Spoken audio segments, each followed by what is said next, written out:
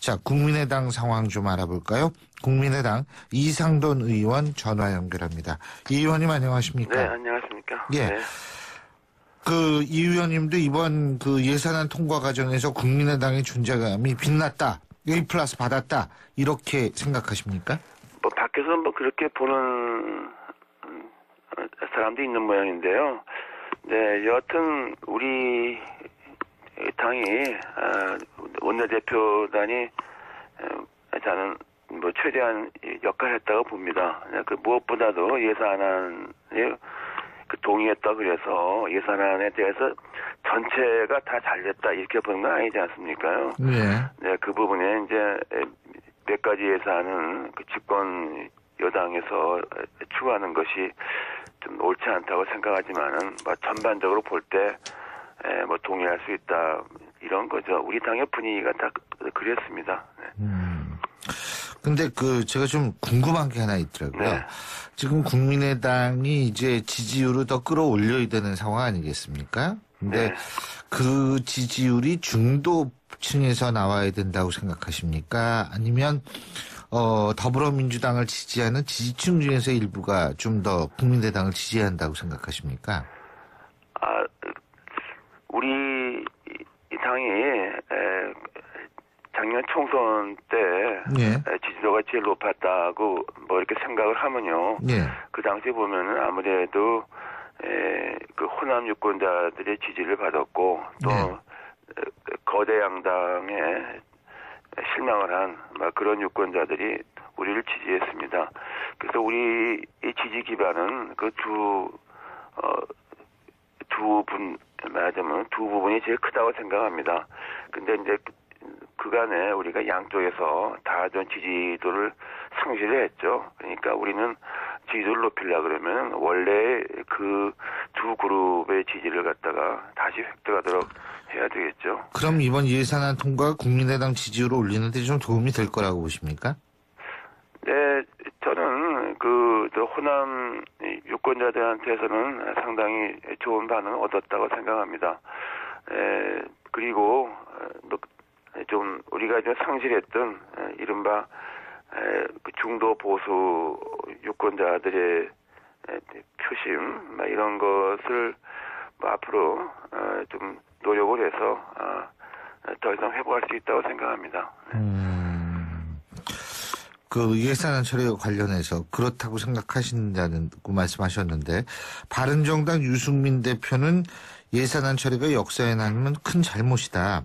국민의당과 정책 연대 협의체 출범 이후에 첫 시험대였는데 상당히 실망스러웠다.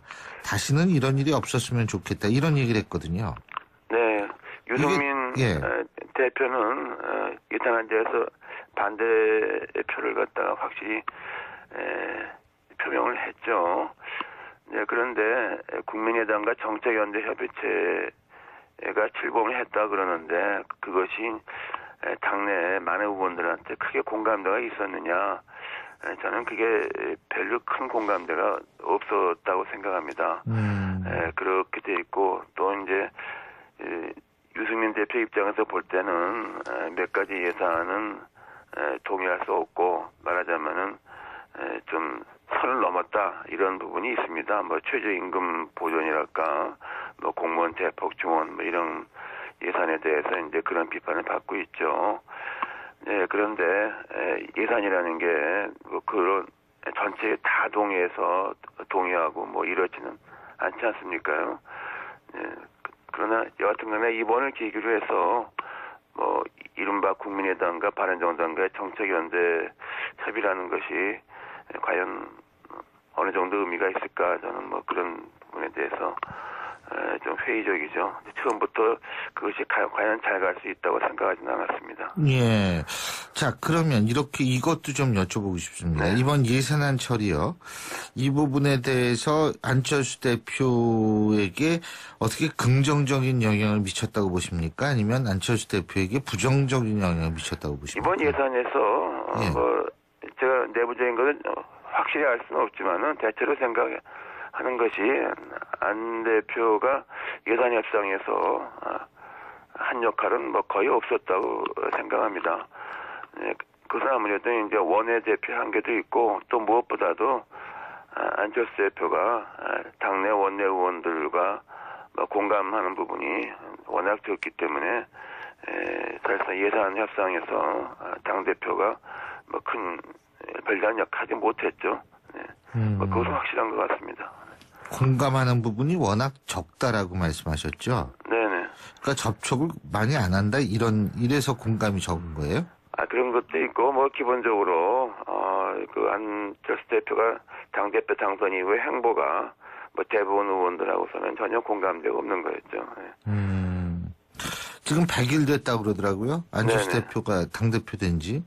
근데 이게 지금 100일 됐는데 잘한 점 잘못한 점 뭐라고 보십니까? 글쎄요, 뭐 잘하고 잘못하고 평가할 게 별로 없다. 저는 그렇게 생각합니다. 평가할 게 없다. 어떤 네, 의미죠? 그래서 제일 문제는 뭐 평가할 게 없다면 좀 기보다는 그 통합 논의로 그 분란만 크게 일으키지 않았나. 이제 통합도 이제는 뭐 통합할 수 있는 대상 자체가 뭐 거의 뭐 이제 소멸돼 버리다시피 하지 않았습니까?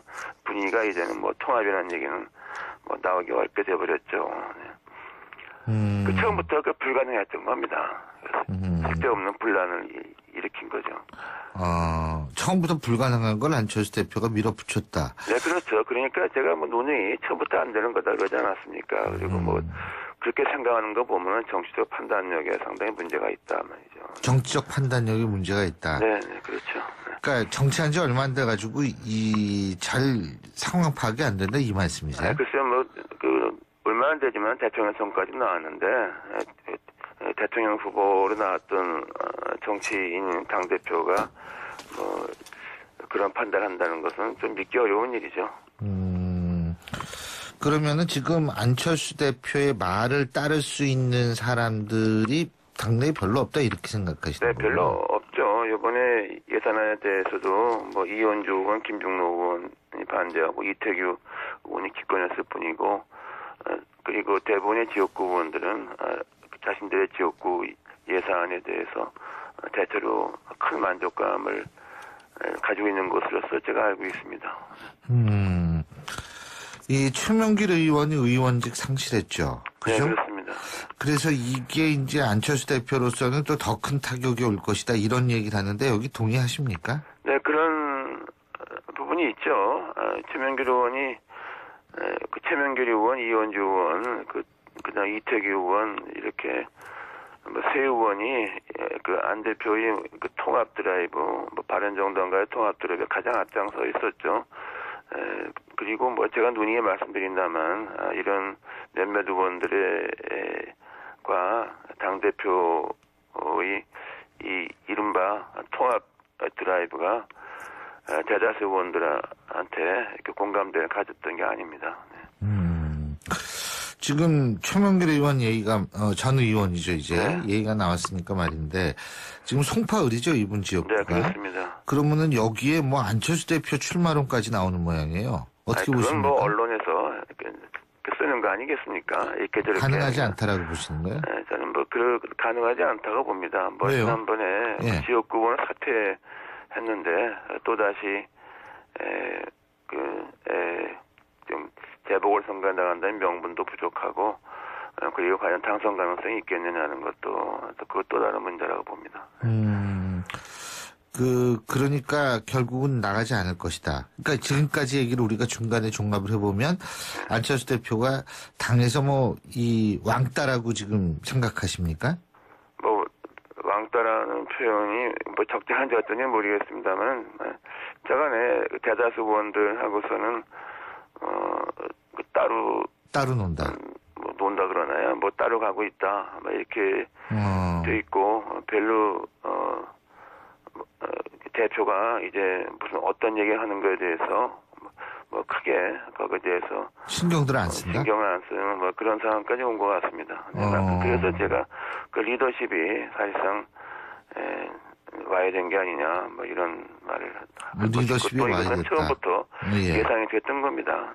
왜냐하면 당 대표를 다시 나온 것 자체가 저는 큰 패착이라고 봅니다. 왜냐하면은 뭐 대통령 선거에 패배했다는 걸 떠나서 그 후에 제보 조작 사건 같은 거, 그 다음에 그로 인해서 얼마나 많은 사람들이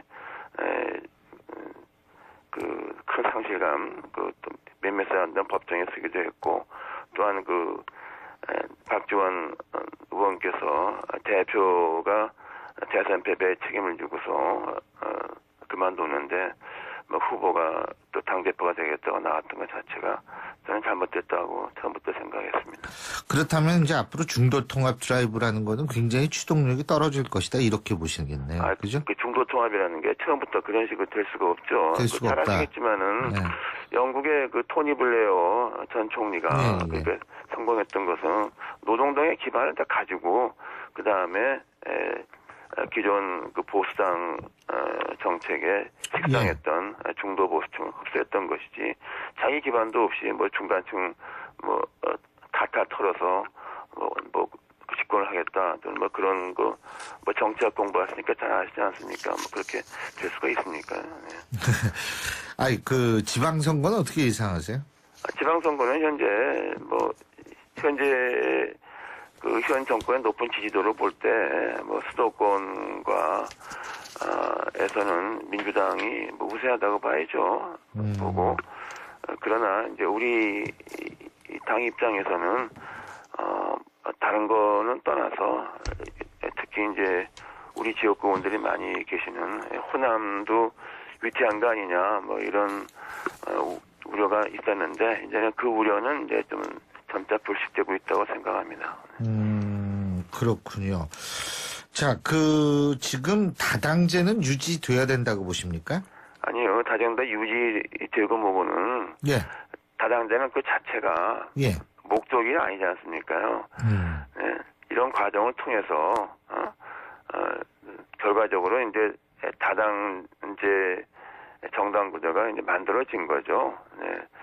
그러니까 그것은 우리 당의 입장에서는 다당제가 불필요하다 하면 우리 당의 존재를 부정하는 거 아닙니까요? 그러니까 그런 질문은 적절하지 않고 우리는 그 유권자들이 우리를 사실상 가까운 정당으로 만들어준 거 그것의 원래의 뜻이 무엇인가를 새겨서 열심히 할 뿐입니다. 자, 그 개헌 문제를 통해 가지고요. 이게 이제 또 개헌 문제, 권력 구조 문제가 네, 그렇습니다. 이 다당제, 양당제 이런 것하고도 밀접한 관련이 있는 거 아니겠어요?